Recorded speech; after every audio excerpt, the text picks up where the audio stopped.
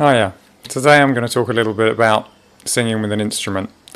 So the example we've got here is sitting down with an acoustic guitar, which is quite a difficult combination. Like what I see often, I'll see people sat down and they'll be like hunched over it like this, and they'll be singing away, and it's really difficult. I mean, you can see I'm kind of collapsed here around my ribs, so I've already like quartered my lung capacity effectively, and you can't really see from that, but I'm sort of hunched over with my neck here, which is going to create a lot of tension, and I'm holding my head like forwards like this, which is going to create a lot of tension around the head and neck also. So I mean, by the time you've done all that, I don't know how anybody does it. I did go through a phase of being sat down because it's sort of more intimate with an audience and that kind of thing, and it seemed to me really that I was actually straining my voice just through virtue of having been sat down. It wasn't really a very pleasant experience. Sorry, I'm just putting a cable out of the way there so we can carry on. So I think I came to the conclusion in the end that what happens is it effectively limits what you can do with the guitar, and you just have to accept that your guitar playing isn't going to work in quite the same way as you would do normally. So you find out what those little dots along the top of the guitar are really for, because they tell you where things are, and you can just sort of glance down and have some clue of where you actually are at any given point.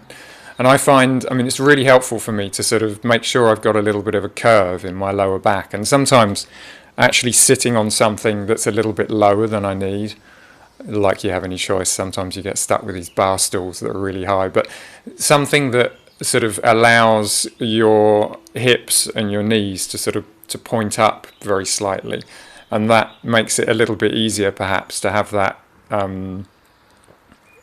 sort of lower back kind of curve there. I don't know, that said, some people find it a bit easier the other way around. So I guess it's whatever allows you to put the weight of your head directly above your sitting bones, and that's going to just remove a whole load of tension. And then really what you need to do is work your guitar around that, and it puts pressure on your guitar playing practicing in a way that you wouldn't necessarily have to go through otherwise. So for example, often I've given people the advice, oh, why can't I sing? I want to be able to sing and play this, and I can't do it. And often what I'll say to them is that actually it's not your singing that's the problem. They're complaining that their singing's not really working. It's like, it's not your singing that's the problem, it's your playing. You actually need to be playing without needing to look at what you're doing, and without needing to be near what you're doing. You know, a lot of people, they're not like they're staring at the fretboard the whole time, but they're thinking about it and they're glancing at it. Every time you do that, you know, you're not in Whitney Houston position. You know, if you watch her sing, she's just there, like absolutely just straight up and effortless, like a queen. You know, and like give her a guitar, it's going to be hard for her to maintain that. And the more you practice the guitar part completely separately, and I am not kidding, completely separately from any vocals or singing like that. And, you know, practice it with your eyes closed up like this. Do not move, or practice it in front of a mirror. You're watching what you're doing. The moment you start sort of glancing your eyes down and doing that, no, mistake, go back. Treat that like a mistake in the music. Don't just assume because you're playing it nicely that you've got it right. It's not just got to sound nice. It's got to sound nice, and you didn't glance down and look at your guitar. It's really the standard is really that high. That's why people generally sound so awful when they're sat down playing guitar, and also probably do their voice some damage in the process. So, I mean, I'll try and do a version of it. See, I'm looking.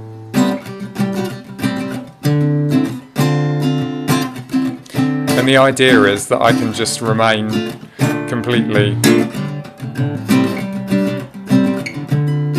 like this and just not look down.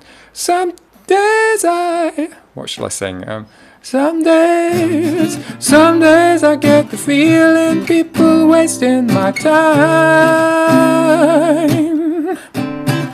All they seem to desire is to put their own petty spin on what's mine.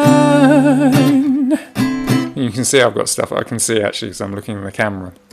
stuff going on with my eyebrows there, that you know, there's moments of sort of tension, and as I'm kind of trying to get involved looking at the guitar, whereas I probably wouldn't do that if I was just singing it on its own.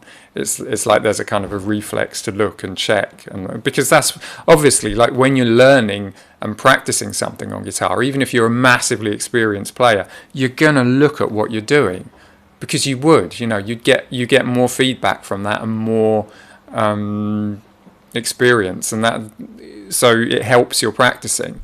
But it's something that you have to practice out if you're going to do a performance, especially if you're sitting down with a guitar.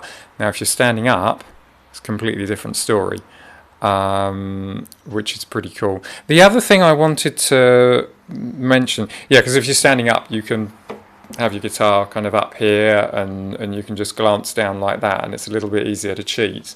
The other thing I wanted to mention, ribs. Now, you will hear from yoga teachers and biomechanists and so forth that they want you to kind of keep your ribs tucked in. They like that as a sort of an alignment trick. And I don't know, I kind of think, especially in a situation like this, you know, my ribs naturally, if I'm going to create space for my diaphragm to expand while I'm sat down, while I've got an instrument, I kind of, in a way, I have to jut my ribs into the instrument a little bit, which brings the neck of the guitar even further away from your consciousness.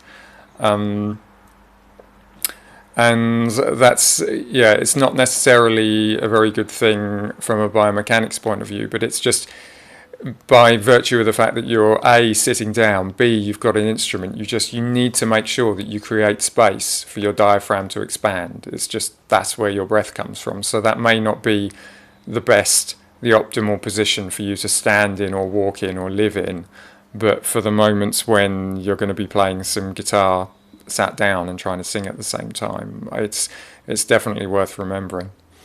I think that's it for now. See you next time.